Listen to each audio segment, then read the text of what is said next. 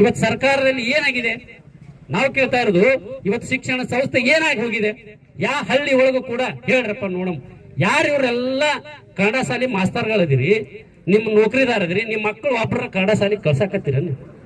ಹೇಳ್ರಿ ನೋಡೋಣ, ಯಾರು ಕಳ್ಸಾಕತ್ತೀರಪ್ಪ? ರೈತರ ಮಕ್ಕಳು. ಯಾಕಂತಂದ್ರೆ ಮಗನ್ನ 10,000 20,000 ಫೀ ಕೊಟ್ಟು ಮುದ್ದೆ ಬಳದಾಗ ಏನ್ ಕಾನ್ವೆಂಟ್ ಸ್ಕೂಲ್ನಾಗ ಹಚ್ಚಕ್ಕಾಗತ್ತ? ಹೇಳಿ, ಹಚ್ಚಕ್ಕಾಗಲ್ಲ. ಹೀಗಾಗಿ ನಾವೇನ್ ಮಾಡ್ತೀವಿ, ಕನ್ನಡ ಶಾಲೆ ಕಲಿಸ್ತೀವಿ. ಕನ್ನಡ ಶಾಲೆ ಒಬ್ಬ ಮಾಸ್ತಾರ ಇಲ್ಲ. 56,000 ಪೋಸ್ಟ್ಗಳು ಖಾಲಿ ಬಿದ್ದವ.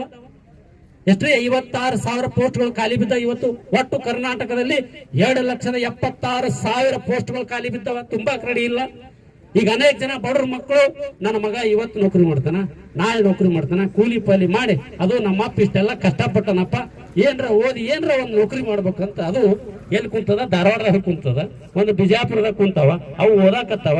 ಇವ್ ತಂದಿ ತಾಯಿ ಕೂಲಿ ಮಾಡಿ ನಾಲಿ ಮಾಡಿ ಇವ್ರ ತಿಂಗಳ ಇವ 5,000 6,000 ಕಳಿಸ್ಬೇಕಲ್ಲ. ಅಲ್ಲೇನು ಹಂಗೆ ಏನು ಯಾರ ನಮ್ಮ ಮಾವದನ ಊಟ ಹಾಕ್ತಾನ ಅವ್ರಿಗೆ? ಇವ್ ಮಾಡಿ ಮಾಡಿ ಮಾಡಿ ಇವತ್ತು ಕರೀತಾರ, ನಾಳೆ ಕರೀತಾರ ಅಂತೇಳಿ 6 ವರ್ಷ ಆಯ್ತು, ಒಂದು ಪೋಸ್ಟ್ ಕರೋದಿಲ್ಲ. ಆ ಕುರ್ಜಿನ ಹಾಳಾಗಿ ಹೋಯ್ತು, ಯೋಜನೆ ಹೋಯ್ತು.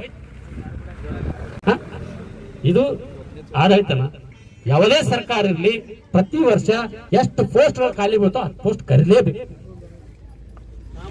ಇದು ಇವತ್ತು ಮಾಡ್ತಾ ಇಲ್ಲ. ನಾನು ಹೇಳ್ತಾ ಇದ್ದೀನಿ, ಇಡೀ ದೇಶವನ್ನೇ ಇವತ್ತು ನೀವು ಹಾಳು ಮಾಡ್ತಾ ಇದ್ದೀರಿ. ಇದು ಒಳ್ಳೆಯದಲ್ಲ.